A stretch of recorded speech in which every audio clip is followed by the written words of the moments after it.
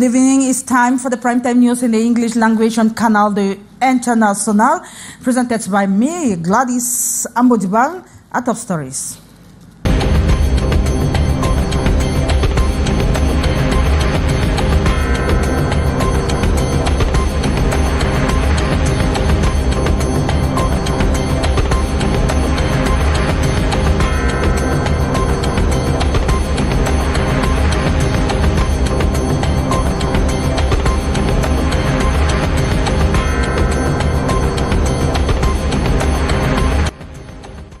An official campaigns for the October 12th presidential elections in Cameroon kicks off tomorrow, September 27, 2025. And on the eve of these, officials working to convince undecided voters and mobilize support. And we shall also be talking about preparation, a controversial press card requirement imposed by the Ministry of Communication that is raising concerns among journalists and civil society. These important events that took place in Douala today, activities to celebrate the 150th anniversary of the Douala Bonaberi Port, a vital economic hub for Cameroon and Central Africa, has taken place in Douala. It took place in the presence of head of state, of the head of state, or representing the head of state, was the Prime Minister, Chief Dr. Joseph Diongute, at a ceremony that was filled with colors and graced with tradition. Those were major stories.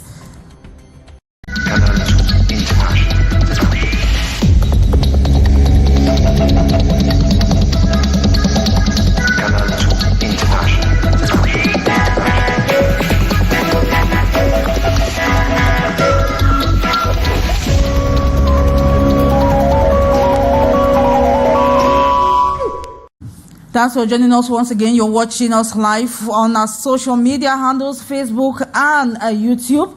But then we begin with this story that took place in Cameroon's economic city, Douala, and very important event activities to mark the 150th anniversary of the Douala Bonaberi Port took place today in Douala. Representing the head of state at the ceremony was Port Authority Cyrus Ngo, traced the port colonial route, highlighting major infrastructure investments made by both German and French administrations aimed at turning the port into a long-term development asset. Today, the Douala Bonaberi Port stands as a strategic gateway for trade in the region, anchored on three pillars: competence, competitiveness, and attractiveness. It was highlighted that the port handles 70% of Cameroon's external trade, generates 85% of national customs revenue, and supports nearly half of all former jobs in the city. The 150th anniversary celebration also highlighted the port's enduring role in driving economic growth and boosting regional connectivity. Let's now listen to Chechuma Banla, who is the Human Resource Director of the Ports Authority of Douala. If we are doing this celebration today, it is simply because the different managing directors, the different managers who have managed the port have done a great job. Have done a great job to make sure that the port of Douala Bonaberi remains and continue to serve as a turbine engine for the economy of our country.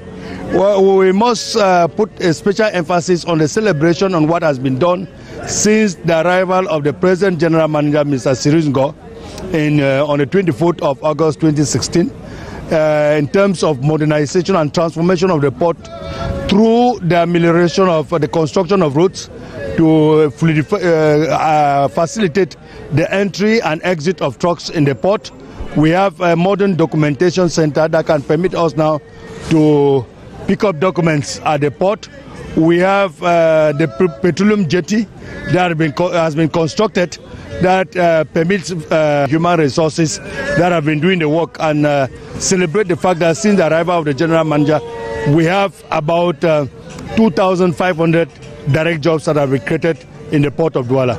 We are really grateful to be part of it. We're really appreciating the development and all the effort that the port and its management is putting into place to develop the port, to give us more amenities and more to work better, achieve our goals, and reach our targets.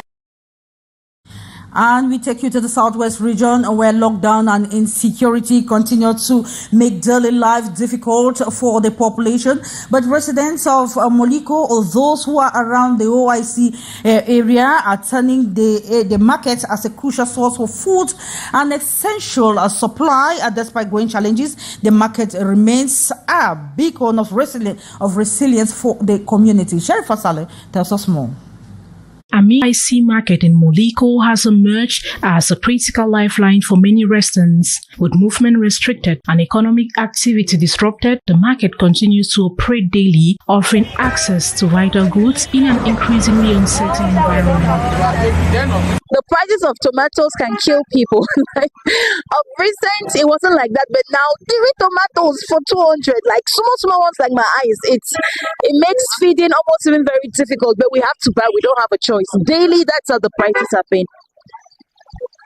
Many of the residents in Moliko depend on the market for their daily meals, especially as other supply sources become unreliable or inaccessible. From fresh produce to basic household items, the OIC market offers a degree of normalcy and access that few other institutions currently provide. They add their price where they don't suffer before they come off for farm and the one-way population farm plenty.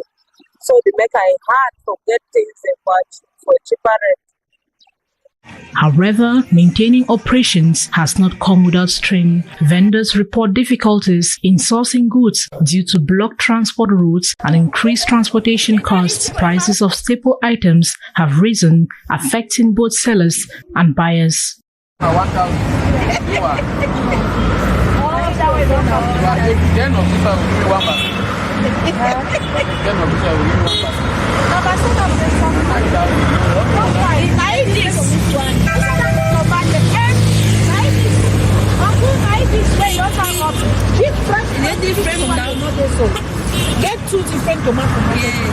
Despite these challenges, the market remains a symbol of the community's resilience. For many in Moliko, the ability to buy and sell, even in a limited capacity, is key to weathering the economic and social pressures brought on by the lockdown. And we stay in economy to bolster household purchasing power and curb the rate of immigration. The Young Entrepreneurs Organization of Cameroon, known by its French acronym as PAJEC, has convened in Douala, emphasizing collaborative strategies for economic revitalization of Cameroon. Let's have the details in this report. The Young Entrepreneurs Organization of Cameroon, known by its French acronym as PAJEC, kicked off its latest activities with a spirited meeting dubbed Meet and Greet in Douala, with over 300 active members since its inception in 2023. PAJEC has positioned itself at the forefront of efforts to transform the economic landscape of Cameroon. During the gathering on September 25, 2025, members engaged in dynamic discussions focused on the agility of the current economy and the need for collective advocacy aimed at its revival. My point now today in front of my members was, to translate or to give them the message that we need to sit together. Even in the villages, they started because they understood that they need to be strong. They need to stick together. My point today is to make sure that we communicate and we reach to a level that, with the central administration, we make sure that the Cameroon is going on the right track. The organization underscored the importance of empowering young Cameroonians to drive economic development, thereby improving household purchasing power and reducing the necessity for labor immigration. We have the manpower and we have the natural resources, and the only means one can get to success in Cameroon is by creating its own opportunities, and they are. The organization's commitment to structural transformation aims to create a more resilient economy that benefits all citizens. Key topics included the pressing need for infrastructural improvements, particularly in transportation and energy, which are critical for fostering a conducive environment for business growth. And campaigns for the October 12 presidential elections officially kick off tomorrow nationwide, that is September 27. And on the eve of this official launch, newsrooms this Friday are interested on the different party headquarters that are organizing and who are those behind the campaign actors working to convince undecided actors at this moment. Let's have more with Beatrice Ngamo from Yaoundé. After the different pre-campaign moves, meetings and conferences, the different presidential hopefuls are set for real business. The campaign that begins tomorrow will be time to lure voters. At the NUGP headquarters at the Ituameki neighborhood in Yaoundé, Bello Buba will launch campaign tomorrow afternoon in Yaoundé, occasion to present his vision for Cameroon to Cameroonians. This will be spread all over the national territory. To this will be a door-to-door campaign, reaching out to Cameroonians, going to their homes, neighborhoods, villages, to present what NUGP can do for Cameroon once given the confidence. Picture not different at PCRN Nerve Center this Friday. The excitement high as it is the most intense period of political activity and communication. Here, campaign directors and sub-directors have done and are doing their job for Cabral Libi to have a smooth ride. They express worry that instead of thinking of their campaign caravan, other issues are choking them. 2 days to the launch of campaign, all the structures and places we have booked for have been turned down. Some have been reserved for other candidates. This is the only wrong factor that is disturbing our organization and preparation. At the HQ of the ruling CPDM party of incumbent President Paul Biya, we met party officials of the sub-commission in charge of account and electoral litigations at work. They are confident of their readiness for campaign in all the nooks and crannies of the 10 regions of Cameroon. An aspect they stand ready to face is the post-election litigations. We are preparing because we know there are people in our adversaries who want to win elections only in court instead of the ballot box. Readiness, the common denomination. Time for candidates to legally promote themselves has come in the name of campaign. Thank you so much, Beatrice Ngamo. And as Cameroon prepares for the October 12 presidential election, a controversial press requirement imposed by the Ministry of Communication is actually raising concerns among journalists and civil society actors who argue it undermines press freedom in Cameroon and could exacerbate tensions during the electoral period. Let's have their reactions in this report. In the lead up to the presidential election, the Ministry of Communication has mandated that journalists carry a press card to cover events, a move that many in the media see as a significant barrier to their work.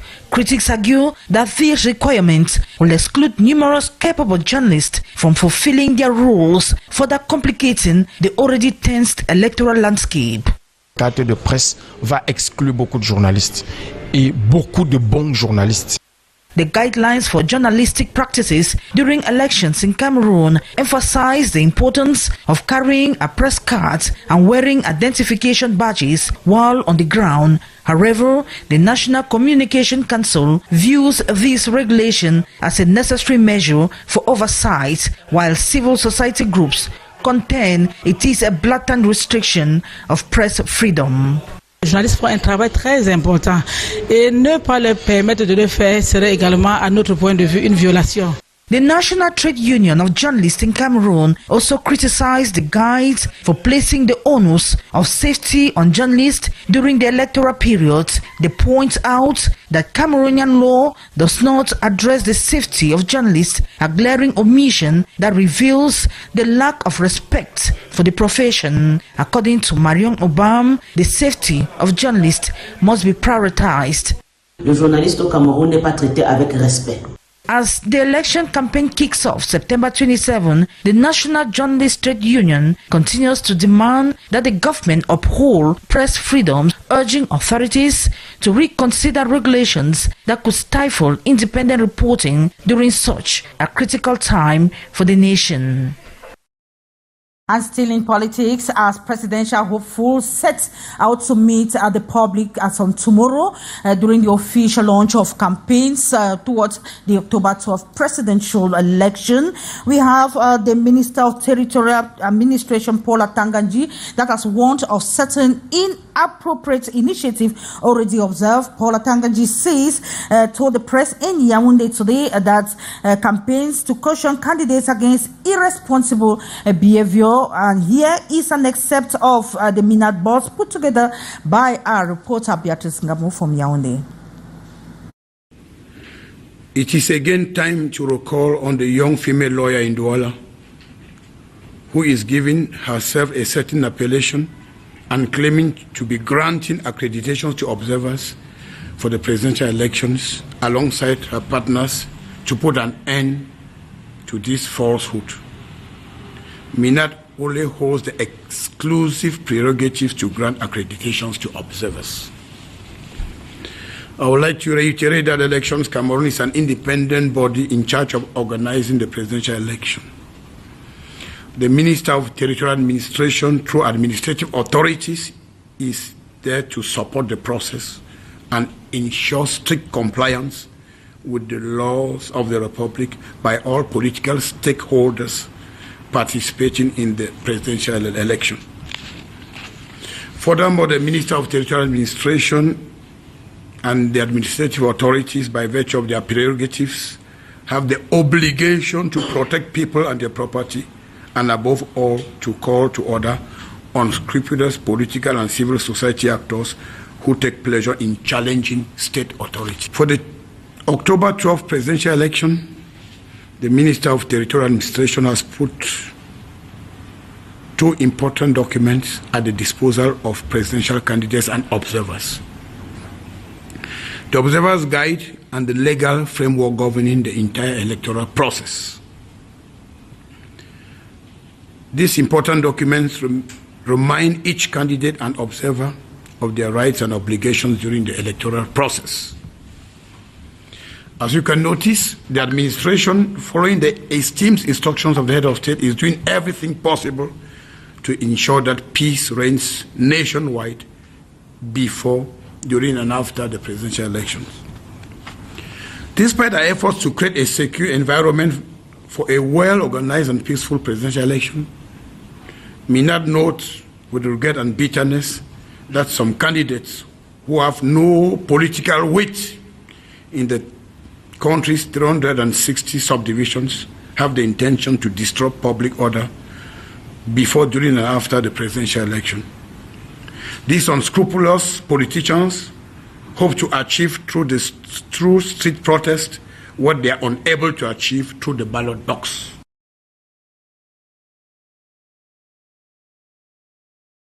And it is with that a warning from the Minister of Territorial Administration, Paul Atanga-Nji, against inappropriate initiatives taken during this electoral period that we wrap up this edition of the 6:15 primetime newscast in the English language on Canal de International. It is a pleasure knowing you are watching the news, but don't go away. Stay tuned to our programs.